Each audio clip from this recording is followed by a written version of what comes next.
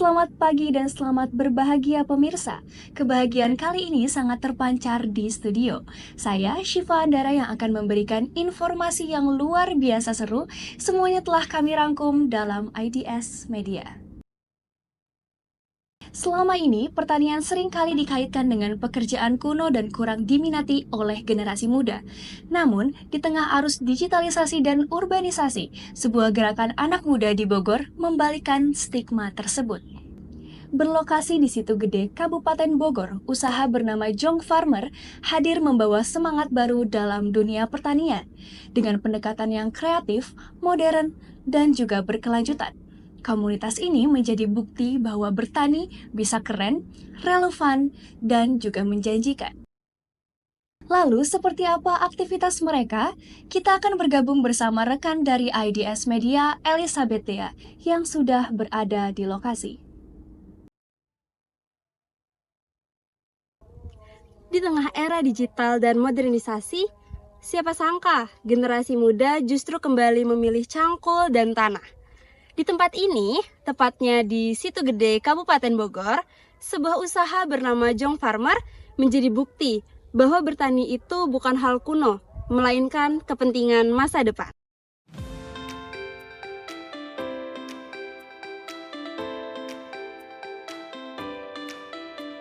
Inilah Jong Farmer, sebuah komunitas sekaligus brand pertanian yang tumbuh dari tekad generasi muda untuk kembali ke akar tanah. Saya kini berada di salah satu lahan produksi milik Jong Farmer, tempat di mana inovasi dan semangat bertani anak muda bersatu. Jong Farmer sendiri berasal dari kata Jong, yang berarti anak muda, dan farmer yang berarti petani. Sebuah nama yang merepresentasikan misi mereka, yaitu membangun wajah baru pertanian Indonesia. Jong Farmer didirikan oleh Idam Khalid, seorang pegiat sosial yang memiliki kepedulian tinggi terhadap ketahanan pangan, bersama rekannya Muhammad Anugrah Raharjo, yang kini menjabat sebagai co-founder sekaligus kepala produksi. Namun, perjalanan mereka tidak mulus. Tantangan terbesar mereka datang dari dua arah. Persepsi masyarakat tentang bertani yang masih dianggap sebagai pekerjaan kelas 2, serta naik turunnya harga komoditas yang sering tak berpihak pada petani kecil. Semuanya itu marketnya memang tanaman-tanaman merambat. Timun, paria, kacang panjang itu emang didesain mungkin sama orang-orang dulu tuh ya emang khusus tanaman merambat. Makanya apalagi kalau sayuran, karena aku fokusnya di sayuran ya.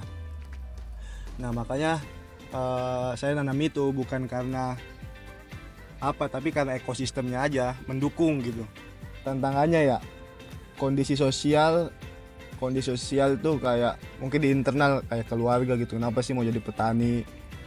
Kondisi sosial juga, oh kamu S1 tapi kok mau jadi petani? Nah itu tantangan sebenarnya ya. Tapi itu di tantangan eksternal, di internal budidaya tantangannya iklim tetap.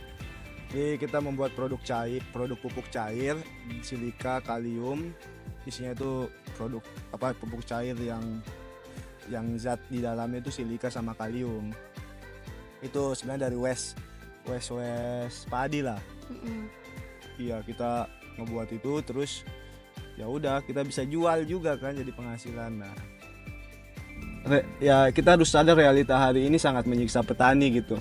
Realita hari ini adalah warisan yang dikasih sama orang-orang terdahulu kita yang mungkin ngasal gitu atau nggak inkompeten banget. Kita pesannya ya anak-anak muda yang ini kan sadar atau nggak sadar kita akan memimpin gitu. Sadar atau nggak sadar kita akan menggantikan orang-orang terdahulu kita, entah itu di sektor mana. Nah aku memilih kan di sektor pertanian. Pesannya orang-orang yang memang pengen berkecimpung itu harus tahu hal-hal yang teknis. Kini Jong Farmer menjadi bukti bahwa pertanian bisa tampil modern dan profesional tanpa kehilangan nilai-nilai tradisional. Lebih dari sekedar menanam, mereka menumbuhkan harapan bahwa masa depan pangan Indonesia bisa ditanam hari ini oleh tangan-tangan muda yang tak takut kotor.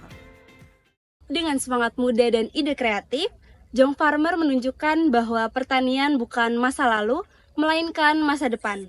Dari Situ Gede, Kabupaten Bogor, saya Elizabeth Dea melaporkan untuk IDS Media. Sampai jumpa. Itu dia keseruan mengeksplorasi Jong Farmer dan lebih mengenal soal pertanian. Hasil yang memuaskan berasal dari proses. Begitupun dengan tangan-tangan indah di Jong Farmer yang menciptakan mekar dari sebuah akar. Saya, Syifa Andara dan seluruh tim redaksi pamit undur diri. Jangan lupa saksikan selalu IDS Media hanya di Vokasi TV. IDS Media, suarakan fakta dari sumbernya. Selamat beraktivitas.